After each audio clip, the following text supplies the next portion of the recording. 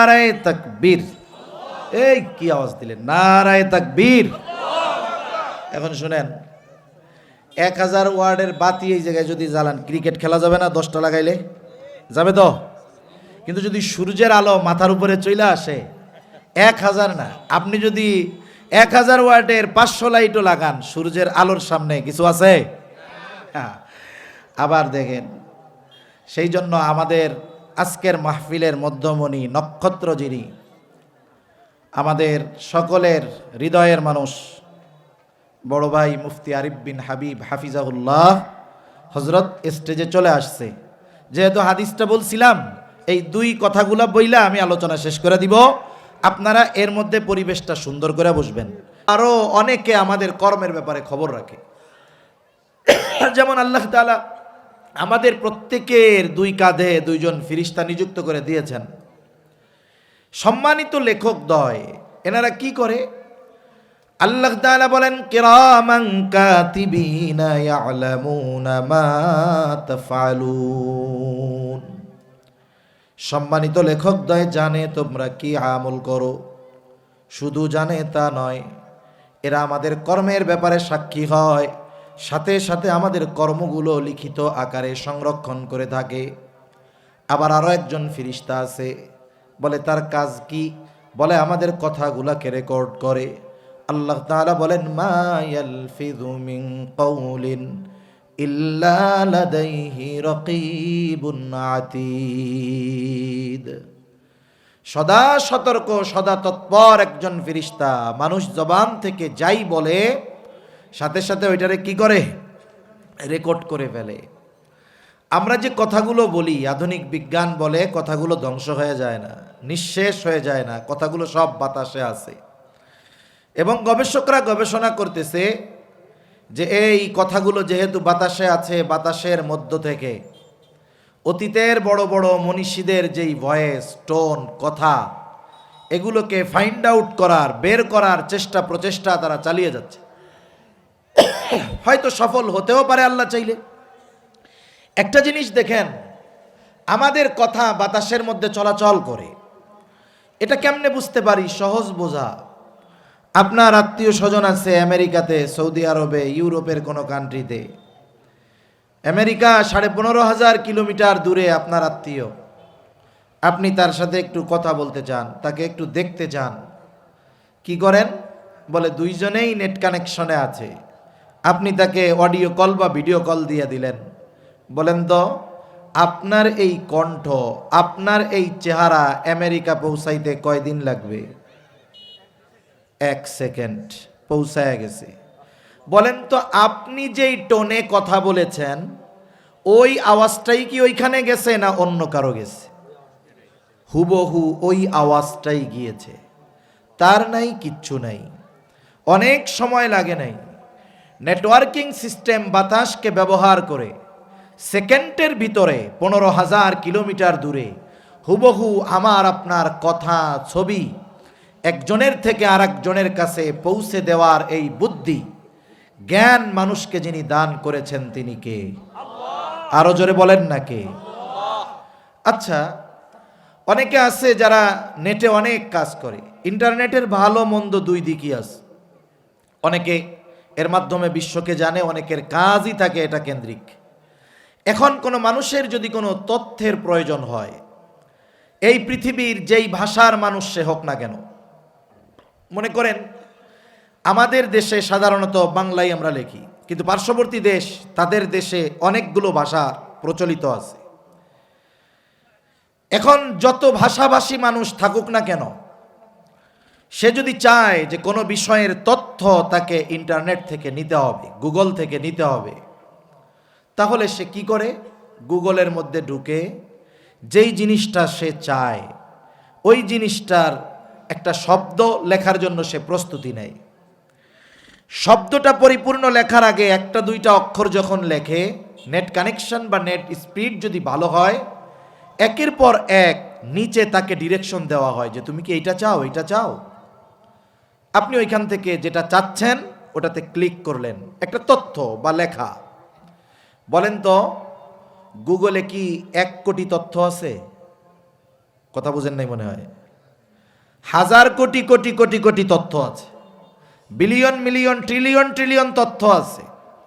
আপনি আমি যখন একটা তথ্য বের করার জন্য ক্লিক করি, আধা ঘন্টাও লাগে না।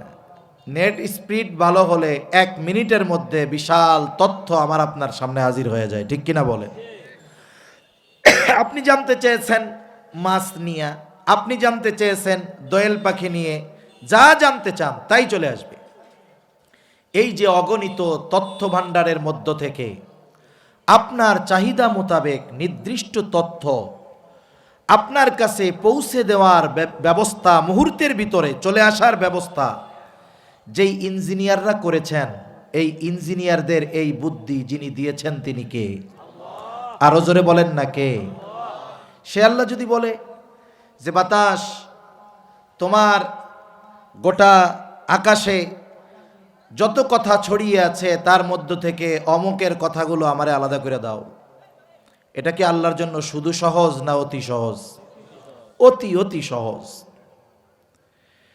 এজন্য আল্লাহ রাব্বুল আলামিন আমাকে আপনাকে দেখেন সাথে সাথে কর্মগুলো সংরক্ষণের ব্যবস্থা করেছেন, কথাগুলোও সংরক্ষণের ব্যবস্থা করেছেন।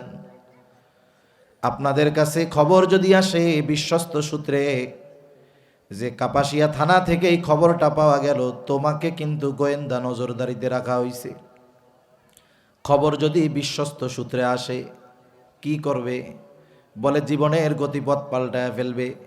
ফোনে কোনো কথা উল্টাপাল্টা বলবে না, কোনো আড্ডার মধ্যে গিয়া বসবে না, যে কোন সময় ধরা পড়ে যায় আর আমাকে কোন মুসিবতে ফালায় দেওয়া হয়, আমাকে যদি দেখে ফেলে তাহলে কোন বিপদে পড়ে যাই।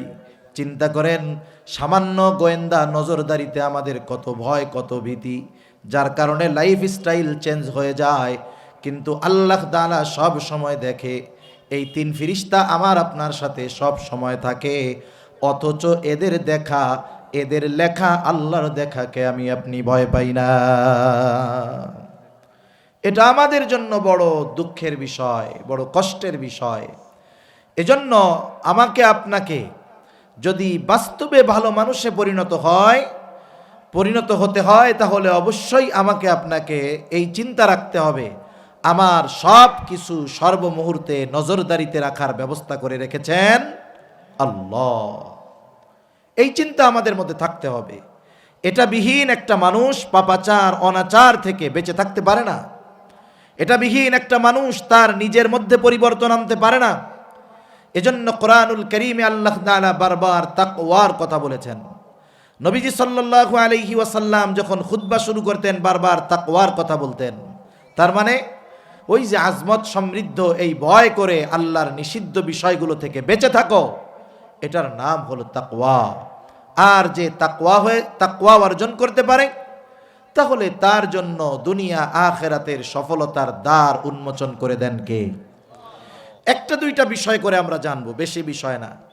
এখন প্রশ্ন হলো, নবীজিও তাকওয়া অর্জন করতে বলেন, আল্লাহ তাআলাও তাকওয়া অর্জন করতে বলেন, তাহলে তাকওয়া অর্জনের প্রসেসটা কি, পদ্ধতিটা কি?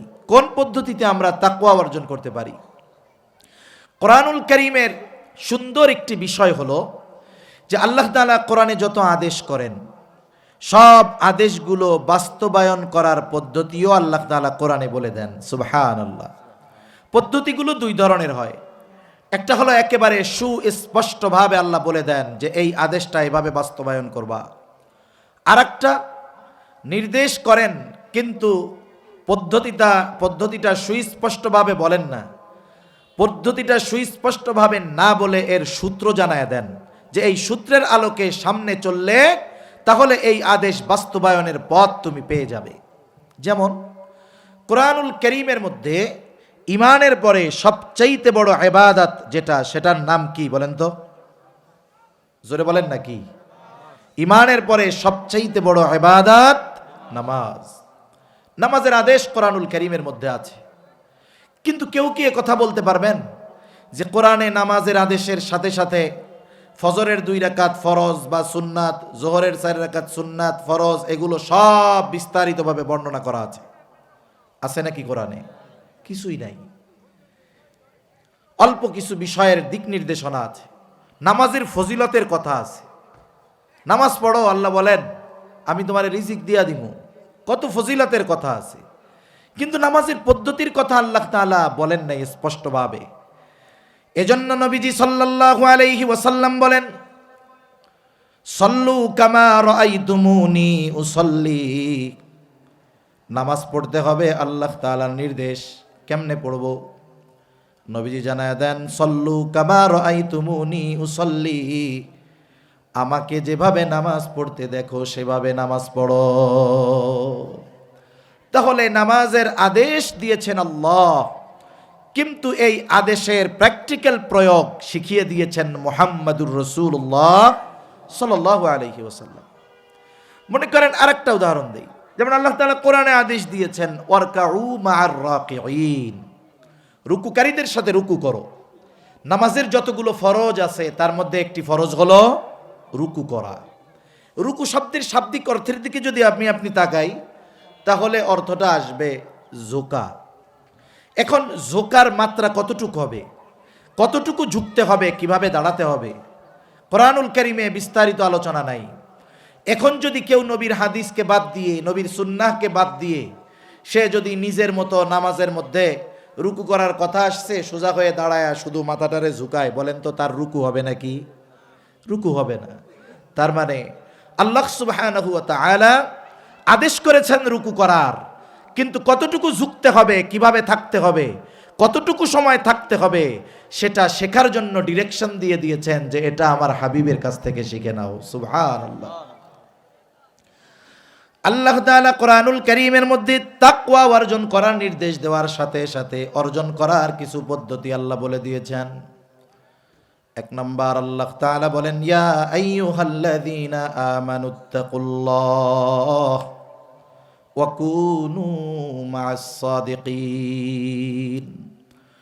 আল্লাহ তাআলা বলেন, হে ঈমানদারেরা, আল্লাহ তাআলাকে ভয় করো। বলে ভয় কি জিনিস আগেই কইছি, আল্লাহর আজমতকে খেয়াল রেখে তার নিষিদ্ধ বিষয়গুলো থেকে বেঁচে থাকো।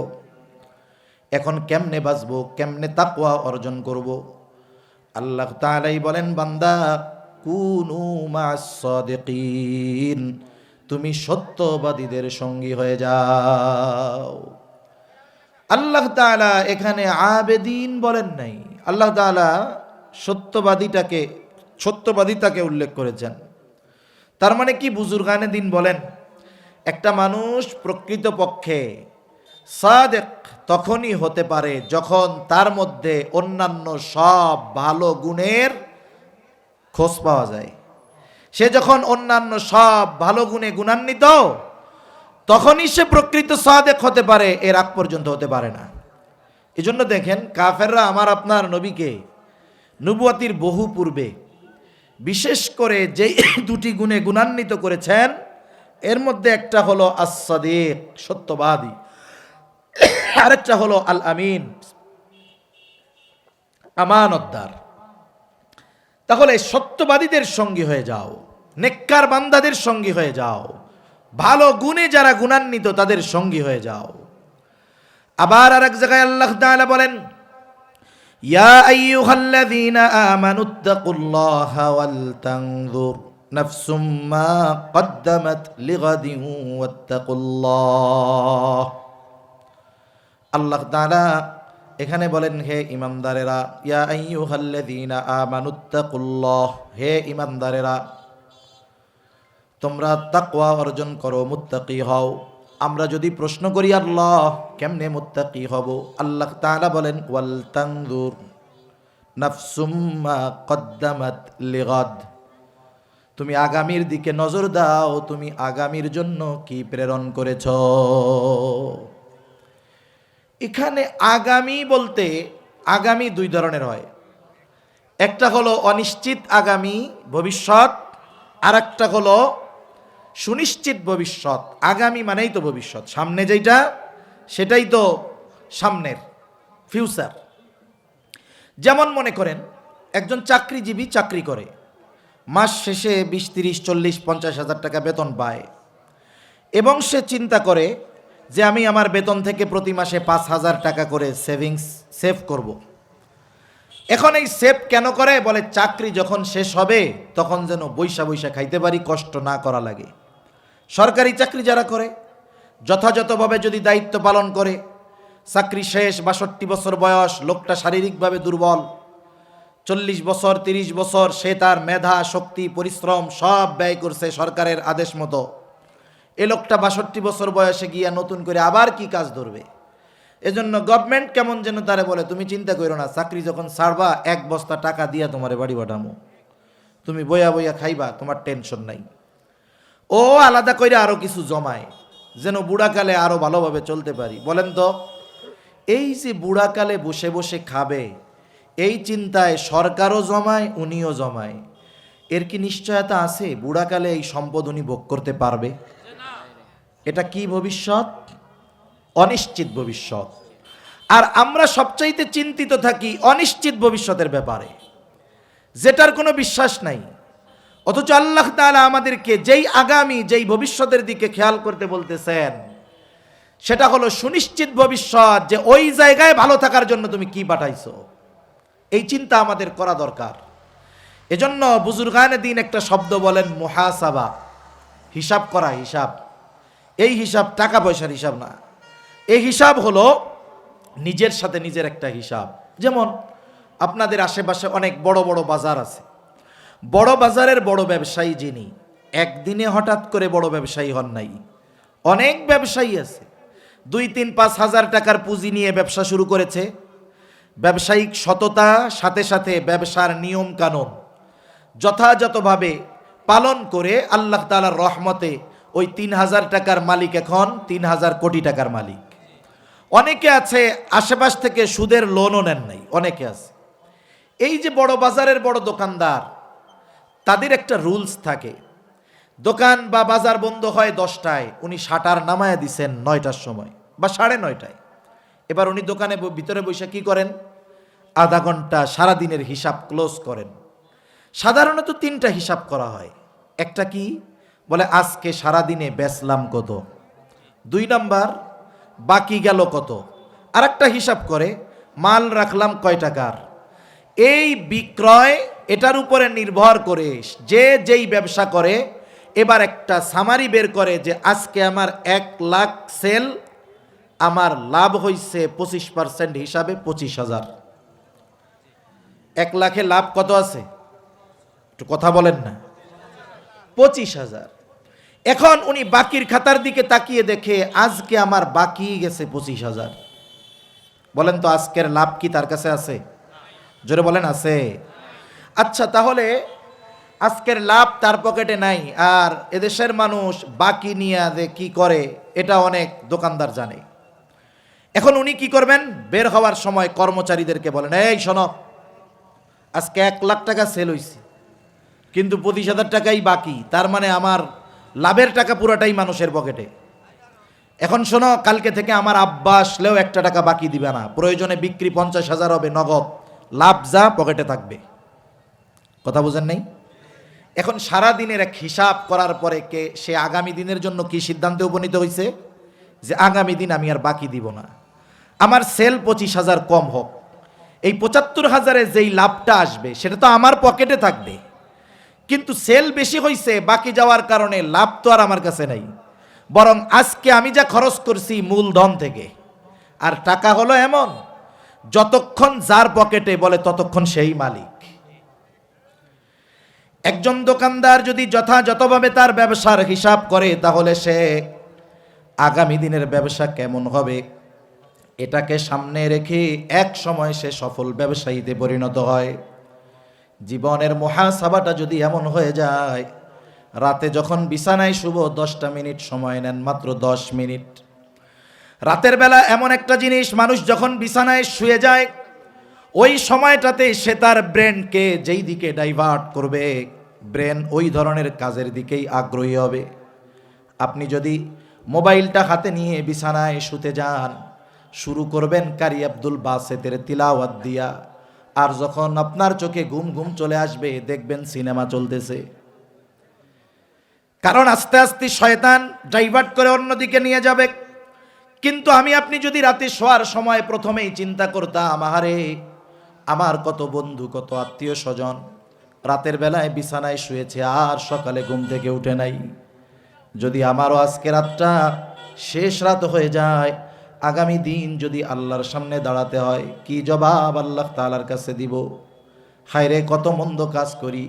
এইবার একটু চোখ বন্ধ করে সারা দিনের সামারি টান দেন। আজকে সারা দিনে ভালো কাজ কত, সারা দিনে মন্দ কাজ কত। আমি বলতে পারি আমার সারা দিনের ভালো কাজ মন্দ কাজ আমি 5 মিনিটও লাগবে না বাহির করে ফেলতে পারবো। এবার একটু হিসাব নিকাশ করেন, আজকে সারা দিনের ভালো কাজ বেশি নাকি মন্দ কাজ বেশি?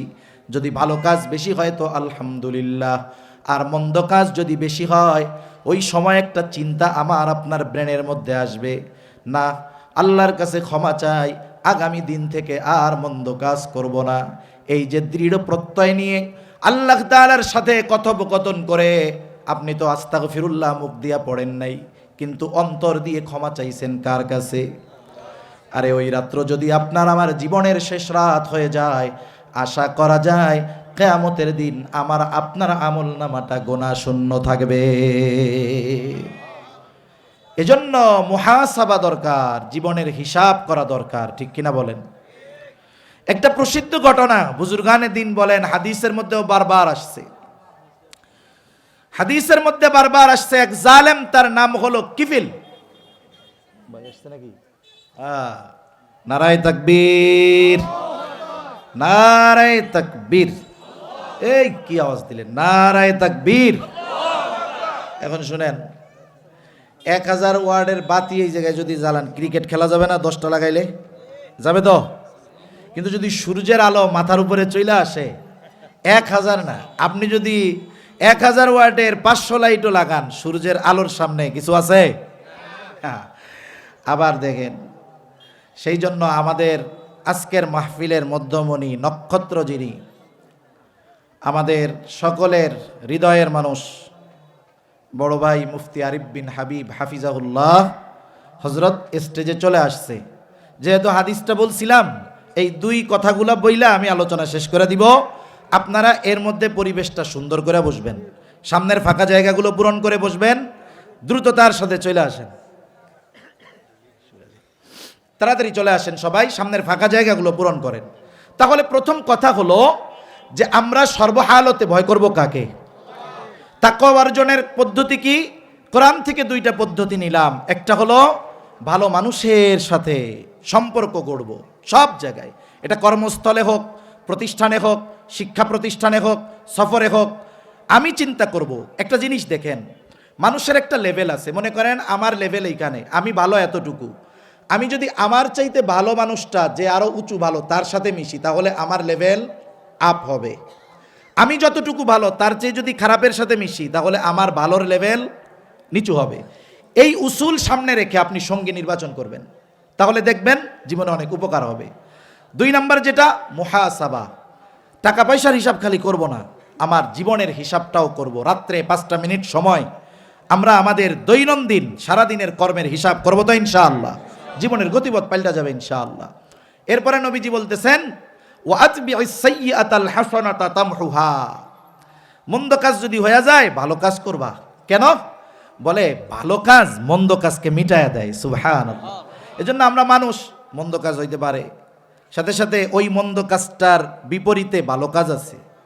অন্ধকারের বিপরীতে আলো আছে, সাদার বিপরীতে কালো আছে, মন্দের বিপরীতে ভালো আছে।